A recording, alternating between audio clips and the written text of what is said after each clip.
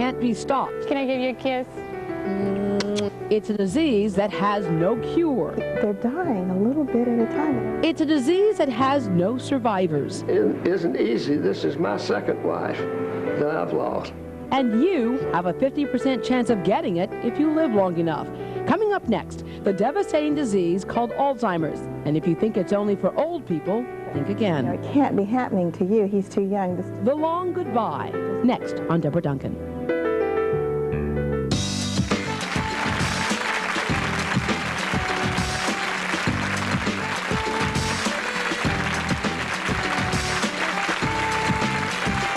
Live from the ABC Channel 13 studios, it's Houston's own Debra Duncan. Good morning, everybody, and thank you so much for joining us. Alzheimer's is a disease with no boundaries. Former President Ronald Reagan was once one of the most powerful men in the world. He's now in the advanced stages of Alzheimer's and hasn't been seen in public in years. His wife, Nancy, has called it the long goodbye. Daria Lawrence thought she and her husband Ernie had their whole lives ahead of them.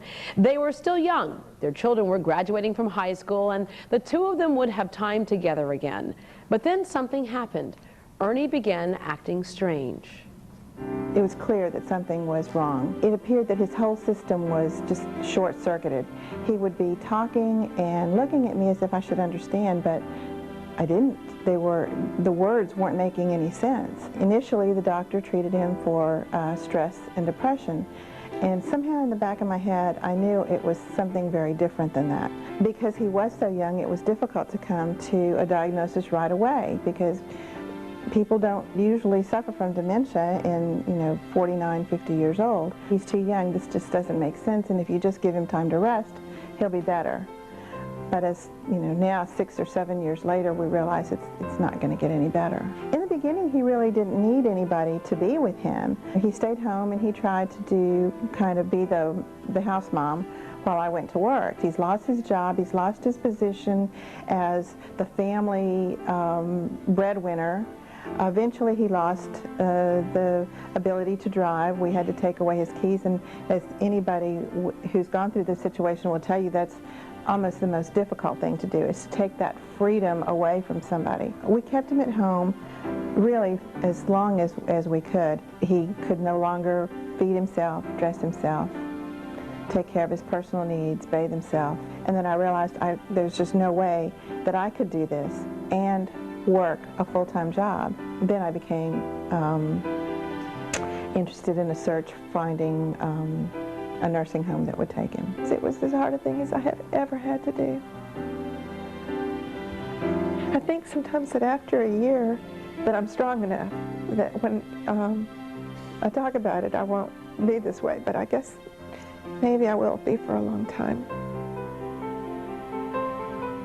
And Daria and Ernie's children, Samantha and Seth, are with us this morning. Good morning. Appropriately named The Long Goodbye, because there is such a long period where you see that person slipping away. It's almost like they're dead before they die. Yes, you do see them just lose their personality. The things that they did that were common habits, they just forget how to do. Yeah. Simple things. What was your first indication of just how strongly this disease can take hold of someone's mind? When you see someone, you were married for how long? Will be 30 years this year. 30 years. Mm-hmm. And then when someone looks at you with that blank stare after 30 years? It's very painful. It is very painful. I guess the first thing that I remember that really struck me was his inability to tally a golf score. He had played golf since he was 8 years old, mm-hmm. and he'd been in construction and worked on construction bids in the millions. And suddenly to look and see him struggling with trying to add 4s and 3s and 2s, it was very painful. Yeah. And at the same time you see their memories slowly slipping away, mm-hmm.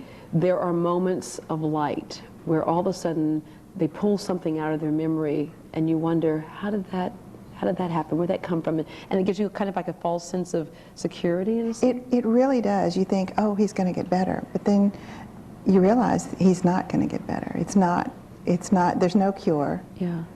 You're not going to live happily ever after. You just have to deal with each day. Are you thankful for those moments of what appear to be lucid memories? Very thankful to see sometimes when he hasn't been very responsive at all, and then to go and visit and have his eyes light up when you come in, or if you say something to him and there's this just very brief flicker in his eye of recognition, and then it's gone. Yeah, yeah. You two used to love to dance. Oh yeah, we met dancing. Yeah. Do you still try to dance at times with him? Well, yes. Sometimes they play the music on the overhead in the nursing home, and if there's some big band sound, I'll take his arms and put them around me and hold his hand and just kind of sway. Yeah. And after a while, you can kind of hear him humming in my ear. You know, there's just some little noise coming from him that I think he does recognize. This is a disease that does not only affect the person who's dealing with it, it obviously affects the entire family. You have 2 children, and you guys were at the point in your life where you were building the new home, and your children were grown, so they were kind of getting out of the house, and you could spend some time together when this disease struck. For the kids, there are things that your dad missed out on, and what are the things that you wish he would be around for? I say now that they're little things, but things like buying a car or making a choice of school, going to college. Yeah. Things like that. I am recently engaged, so it's things like him not being able to walk me down the aisle, or recognizing his grandchildren at Father's first dance at the wedding reception. What was y'all's first indication that this disease had really taken hold of him? And were there times when he's looked at you and didn't know who you were? Yeah. Recently he has. Every once in a while I'll say Sam, or somebody, my aunt will say my name, and his eyes will lighten up. But I think the first indications were he's always coached me and gone to everything for Sam and been there for us always, and he kind of stopped doing that. You know, he started just taking breaks from all that and just not being around as much, I guess. Yeah, yeah. You have a tendency to feel so alone when something like this happens. As we know, there are millions of families in America dealing with this. But one thing we're going to talk about a little bit later on in the show is that there is help out there. A lot of help. Yeah, for the whole family. Daria, thank you for sharing your story with us this morning, and a perfect example of how this can happen to somebody who's young, not just as we oftentimes think somebody who's older, or somebody we think is, we should call it just, oh, they're just getting senile. But no, at the age of 50, yes, getting something like this is horrible. Thank you for sharing your story with us this morning. Well, he has known her all of her life. After all, he's her father. But at this point, he can't even remember her name. Next, this woman shares her struggle with the long goodbye. Can I give you a kiss? I love you.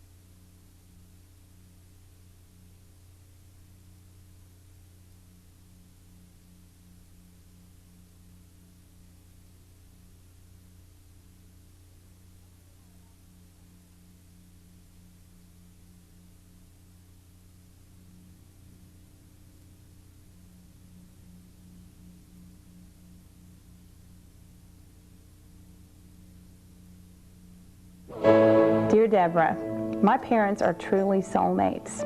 They were joined at the hip and rarely apart. They are also very bright, fun people who have filled their lives with family and friends, and they traveled all over the world.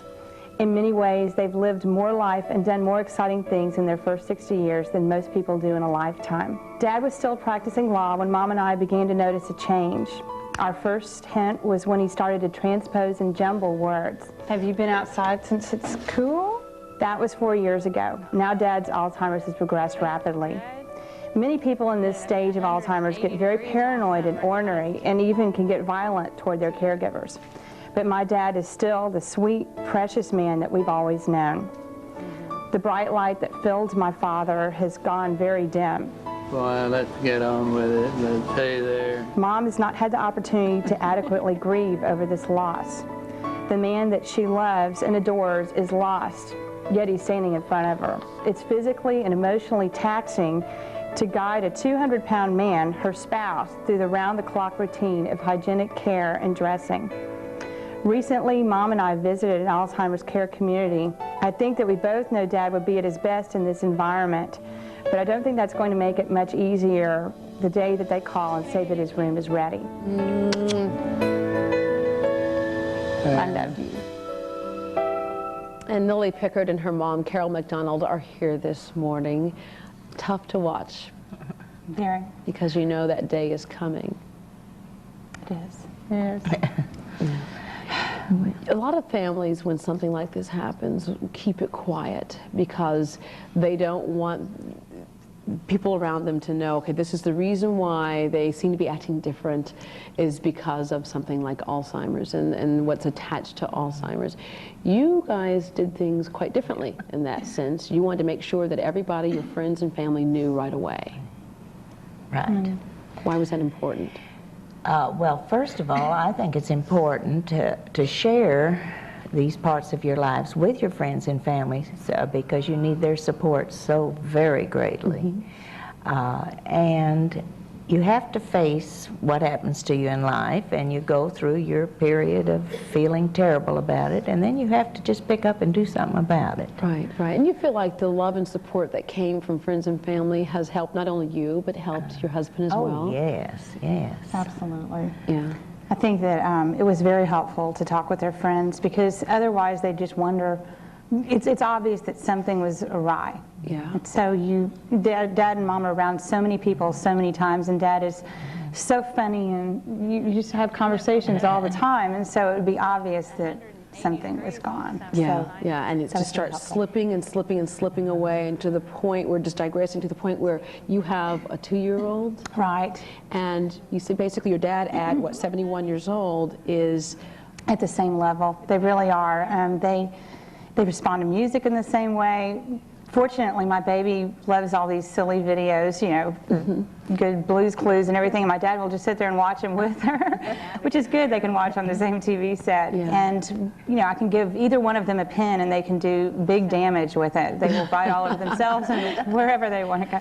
So they really are, but unfortunately, they're moving in opposite directions. And that's what's much harder for Mom, is that, you know, every time I tell Carol Ann something, she's absorbing it and moving forward, and Dad is slipping backward. So we're at the same point in some ways, but not in others.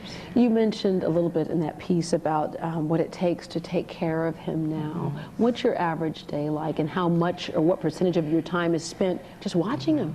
Well, 100%, or at least if it's not me, it's someone else. I'm very